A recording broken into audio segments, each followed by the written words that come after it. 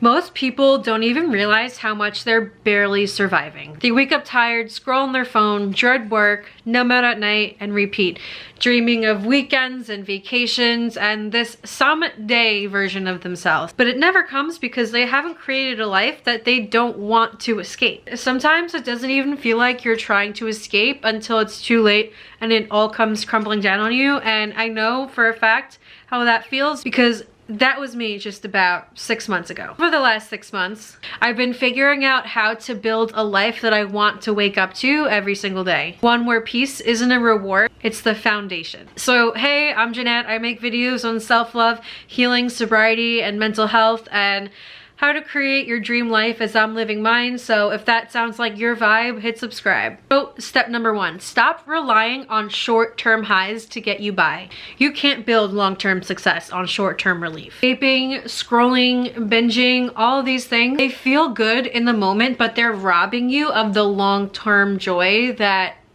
could be being felt. They create a cycle where you're constantly numbing and numbing and numbing instead of healing. And the longer you go without healing, the harder it becomes to heal and to access peace without just another little quick fix. For a long time, I relied on alcohol and vaping and comfort food and doom scrolling to make me feel something. I was escaping stress or boredom or just needing some sort of stimulation. The key for me was to replace the instant fix with something more grounding, like a walk or journaling. And I had to identify what was causing me to want the quick fix. Identify what it is that you're trying to escape. So if you want to break free from this cycle, start by doing this. The next time you feel the urge to reach for your usual escape, ask yourself, what do I really need right now? Replace the reaction with some reflection. Keep a list of healthy alternatives close by, and over time, trust me, I've been there, you're gonna start choosing what's good for your future self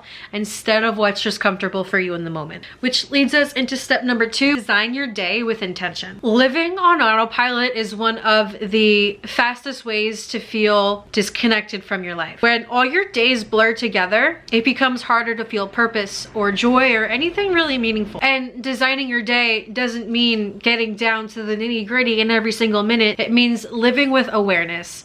When I started my 30-day challenge that I did, that I will link the series down below if you guys are interested, I didn't know if I could stick to it. I didn't know if I could succeed in something that I told myself I was gonna do. But every time I chose something that filled me and that fueled me, I got a little bit closer to feeling like myself again. And that structure gave me so much freedom because I was finally not just reacting anymore, I was choosing intentionally. And to bring intention into your days, start the night before by writing down 3 things that you want to accomplish the next day. And you don't have to overload your list with a million things, just choose 3 and hold yourself accountable to do those 3 things. That one habit alone, I promise you, can change your entire life. Step number 3 is to make peace with being alone.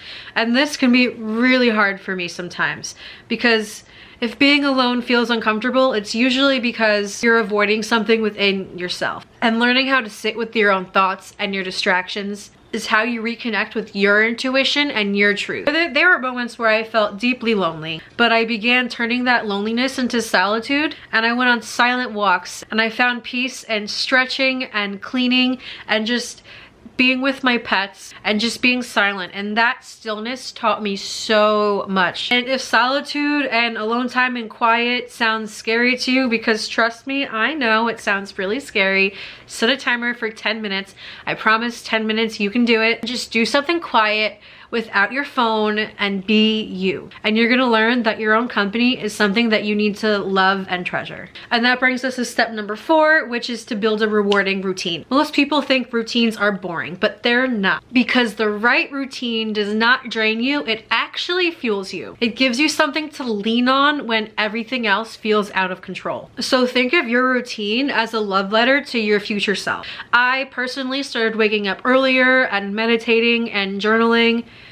and doing other things that gave me a boost of dopamine in healthier ways every morning. And instead of chasing chaos, I started craving calmness. And then it gives me a reason to feel proud at the end of the night, not just tired. And you don't need a perfect morning routine or a perfect night routine to do this. You just need 1 or 2 little anchor points. Maybe reading after breakfast or walking before dinner like I did. And choose routines that make you feel centered and not pressured. Because when you're consistent, they become the foundation of your life. Because when you're consistent, they become the foundation of who you are. And step number 5 is to talk to yourself like you're your younger self. So stop punishing yourself for being human. The way you speak to yourself sets the tone for your entire life. So if your inner voice is being cruel and critical, nothing outside of you is ever gonna feel enough. So when I mess up or I don't meet a goal, I stop the spiral by doing some self-coaching. I'd either talk it out with ChatGPT or in a journal,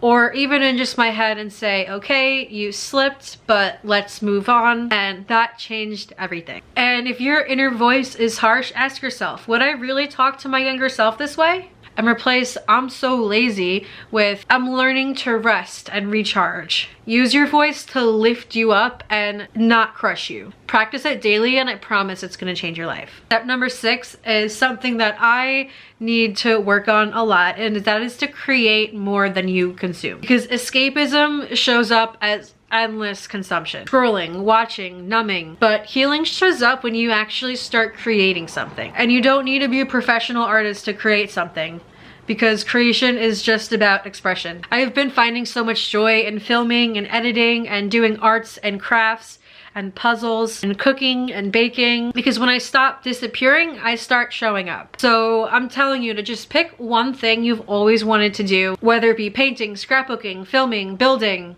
whatever it is. Just pick something and start doing it. Don't overthink it. Just let yourself play and be the main character in your life. Because yeah, it's your life and you are the main character in your life. Your life is worth fully living, and you deserve a life that you don't want to escape. Life where you feel safe in your own mind and proud of how you show up for yourself and for others. And a life where you're excited for what's to come. It doesn't have to be perfect, but it has to be yours. So to anyone who feels stuck and who's still watching this video, thank you so much for watching. And remember, it's not too late to begin again. You don't need a new year or a perfect plan. You need a decision to start today and change one thing. And that's all it takes. You're not broken, you're becoming. And be sure to come back and watch this video whenever you need any sort of inspiration or uplifting advice. And again, thank you guys so much for watching, and I'll see you guys in my next video. Bye!